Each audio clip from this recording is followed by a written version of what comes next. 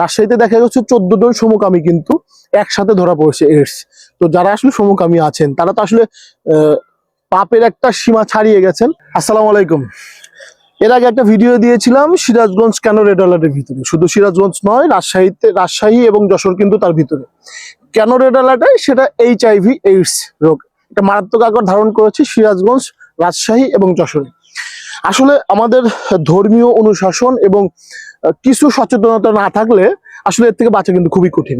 যেহেতু আমরা রেড অ্যালার্টের ভিতরে আছি, সেহেতু আমাদেরকে অবশ্যই কিছু কিছু বিষয় অবশ্যই মেনটেন করতে হবে। যৌন মিলনের ক্ষেত্রে অবশ্যই দিক নির্দেশনা মানতে হবে। দ্বিতীয়ত, আমরা সেলুনে কিংবা দাঁতের ডাক্তার থেকে শুরু করে সুচ কেমন করে ব্যবহার করতেছি, মানুষের ইউজ করাটা ব্যবহার করছি কিনা, সেটা কিন্তু অবশ্যই নজর রাখতে হবে। সেকেন্ডলি, যদি আপনি অবৈধ মেলামেশার যে একটা বিষয় আছে সেটা কিন্তু অ্যাভয়েড করতে হবে।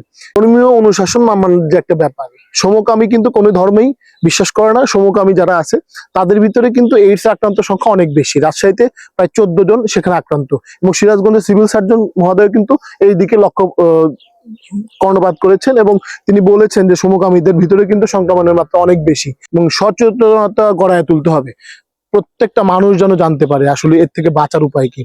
আমার পাশের লোকটাকে যেন ঝুঁকিমুক্ত করতে পারি, প্রত্যেকটা সেলুনে চুল কাটার সময় হোক, কিংবা দাঁতের চিকিৎসায় হোক, কিংবা সিরিঞ্জ ব্যবহারের ক্ষেত্রে হোক, সব জায়গাতে কিন্তু আপনাকে লক্ষ্য রাখতে হবে যে মানুষের ইউজ করাটা আপনার সাথে ইউজ করছে কিনা, কারণ রক্তের মাধ্যমেই কিন্তু HIV এইডস ছড়ায়।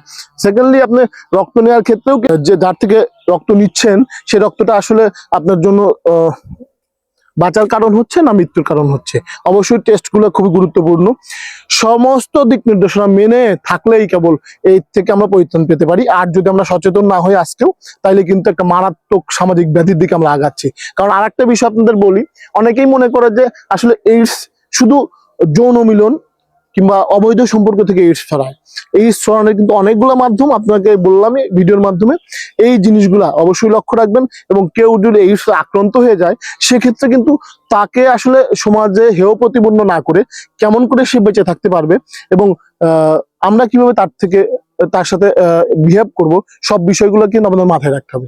তাহলেই সামাজিকভাবে যদি আমরা এই যুদ্ধটা চালাতে পারি, তাহলেই এর থেকে পরিত্রাণ পাওয়া সম্ভব। এবং এইডস আক্রান্ত ব্যক্তি যদি আমার আশেপাশে থাকে, কিভাবে এইডস ছড়ায় সেই জায়গাগুলো লক্ষ্য রেখে তাদের সাথে কিন্তু মিশতে পারেন, যে কোনোভাবে তাদের সাথে মিশতে পারেন, এবং এই প্রতিবন্ধকতা যাতে না হয়, তারা বাঁচার সবার অধিকার আছে, সেই জায়গাটা অবশ্যই খেয়াল রাখবেন। ভালো থাকবেন এবং সবাই সচেতন থাকবেন। আসসালামু আলাইকুম।